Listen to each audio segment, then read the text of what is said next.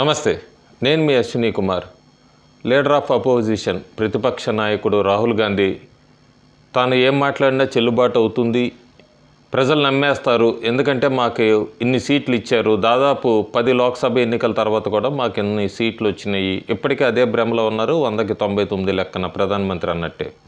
సోమవారం నాడు లోక్సభలో మాట్లాడుతూ కూడా విష ప్రచారం చేయటం మొదలుపెట్టారు. దాన్ని ముఖ్యంగా అందులో అగ్నివీర్ గురించి మాట్లాడాలి, మిగతావన్నీ కూడా లైస్ ఎక్స్పోజ్డ్ రాహుల్ గాంధీ అన్నది ఒక వీడియో చేశాను. అయితే ఇందులో అగ్నివీర్ గురించి కూడా ఎందుకు మాట్లాడాలంటే, మొట్టమొదటిసారిగా భారత ఆర్మీ రాహుల్ గాంధీ స్టేట్మెంట్ని ఖండించాల్సి వచ్చింది. ఎప్పుడు కూడా ఇండియన్ ఆర్మీ ఎట్లాంటి రాజకీయాల్లో కానీ ఎక్కడా కూడా ఇన్వాల్వ్ కాదు, ఒక పొలిటీషియన్ స్టేట్మెంట్స్. కానీ మొట్టమొదటిసారి ఆఖరికి భారత ఆర్మీని కూడా వివాదంలోకి లాగిన వ్యక్తి క్రెడిట్ రాహుల్ గాంధీకే చెల్లుతుంది. రాహుల్ గాంధీ సోమవారం నాడు లోక్సభలో మాట్లాడుతూ కూడా అసలు ముందుగా అగ్నివీరు వాళ్ళకి మార్టీర్లకు ఎవరికి కూడా ఏ రకమైన అసలు ఆ స్కీమ్లోనే ఎటువంటి కాంపెన్సేషన్ కానీ ఏమీ లేదు, ప్రవేశపెట్టలేదు అని ముందు మాట్లాడితే, అప్పుడు రాజ్నాథ్ సింగ్ లేచి కూడా ఆ స్కీమ్ గురించి వివరించి ఎంత వస్తుంది అంటూ కూడా ఆయన సాక్ష్యాలతో లోక్సభలో మాట్లాడారు. అయినా కూడా రాహుల్ గాంధీ తర్వాత ప్రెస్ మీట్లో మాట్లాడారు. ఆ తర్వాత ఆయన సోషల్ మీడియాలో ఒక వీడియో కూడా రిలీజ్ చేశారు. ముందు ఆయన అసలు అగ్నివీర్ స్కీమ్లో ఎవరికి ఏమీ రాదు, మార్టీర్ అంతే, చనిపోయిన తర్వాత ఏమీ రాదు అని చెప్పిన ఆయన తర్వాత మాట మార్చి అగ్నివీర్ అజయ్ సింగ్ గురించి ఉదంతం తీసుకొచ్చారు. అజయ్ సింగ్ని మేము కలిసాము, అసలు కాంపెన్సేషనే అందలేదు, ఏమీ ఇవ్వలేదు కేంద్ర ప్రభుత్వం అంటూ కూడా మళ్ళీ మాట మార్చారు. అయితే దానికి సంబంధించి అగ్నివీర్ అజయ్ సింగ్కి అసలు ఏం జరిగింది, ఈయన రాహుల్ గాంధీ ఇదే మొట్టమొదటిసారి కదా అబద్ధాలు చెప్పడం అనేది.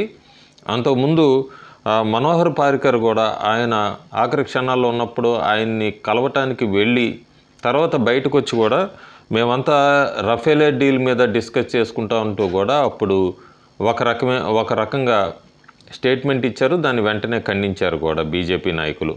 అంతేకాకుండా అరుణ్ జైట్లీ గురించి కూడా ఒక కాంట్రవర్షియల్ స్టేట్మెంట్ ఇచ్చారు. అరుణ్ జైట్లీ నన్ను ల్యాండ్ అక్విజిషన్ బిల్లుకి కనుక మద్దతు తెలపకపోతే నా మీద ఈడీ దాడులు చేయిస్తా అన్నారు అరుణ్ జైట్లీ. అందుకే నేను ల్యాండ్ అక్విజిషన్ బిల్లుకి వీటన్నిటికీ మద్దతు తెలపాల్సి వచ్చిందంటూ కూడా అరుణ్ జైట్లీ మీద కూడా ఒక రకమైన విష ప్రచారం చేశారు, అబద్ధపు ప్రచారం చేశారు.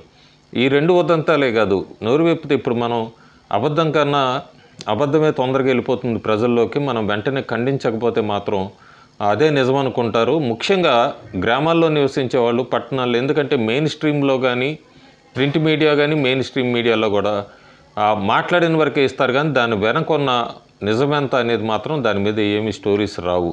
అందుకే నేను ఈ వీడియో చేస్తున్నా. ముఖ్యంగా అగ్నివీర్ గురించే మాట్లాడుతున్నా. కాకపోతే రాహుల్ గాంధీ అబద్ధపు ప్రచారాలు ఎలా ఉంటాయి అనే దానికి ముందు పారికర్దిను అరుణ్ జైట్లీది తీసుకున్నాను. అగ్నివీర్ విషయంలో అజయ్ సింగ్ గురించి కూడా ముందు లోక్సభలో ఏమో అసలు ఏమీ రాదు, కేంద్ర ప్రభుత్వం అలాంటి స్కీమ్ ఏం పెట్టలేదు, కాంపెన్సేషనే లేదు అంటూ చెప్పారు. సరే, తర్వాత రాజ్నాథ్ సింగ్ రిప్లై ఇచ్చాక మళ్ళీ అట్లా కాదు, అసలు అజయ్ సింగ్ అనే అగ్నివీర్ చనిపోతే ఆయనకు అసలు ఏం కాంపెన్సేషన్ అందలేదంటూ కూడా ఇంకొక రకమైన ఎలిగేషన్ కేంద్ర ప్రభుత్వం మీద చేశారు. అయితే అసలు వెంటనే ఇండియన్ ఆర్మీ క్లారిఫికేషన్ ఇచ్చింది.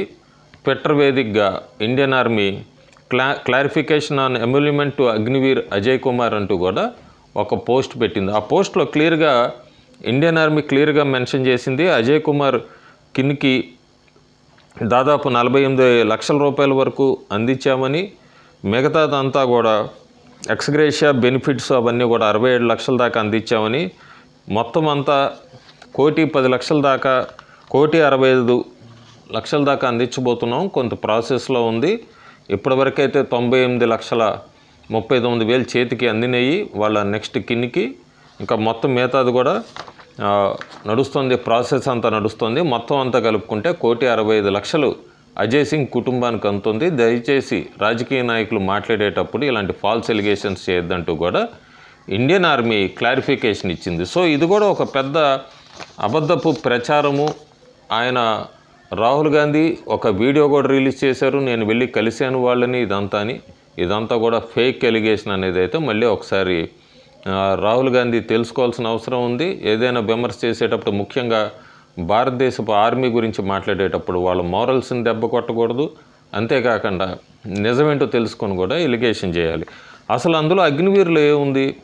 అది మొత్తం 2 భాగాలుగా విడి ఉంటుంది. అగ్నివీర్ అనేది ఎక్స్‌గ్రేషియా ఆర్మీకి 44 లక్షలు ప్లస్ బ్యాలెన్స్ ఏమైనా ఉంటే అవన్నీ కూడా సేవానిధి ఫండ్స్లో, అంటే వాళ్ళ సర్వీస్లో ఏమైనా బ్యాలెన్స్ ఉన్నా కూడా ఆర్మీకి రావాల్సినవి అవంతా కలిపి సేవానిధి ఫండ్స్లో వేస్తారు.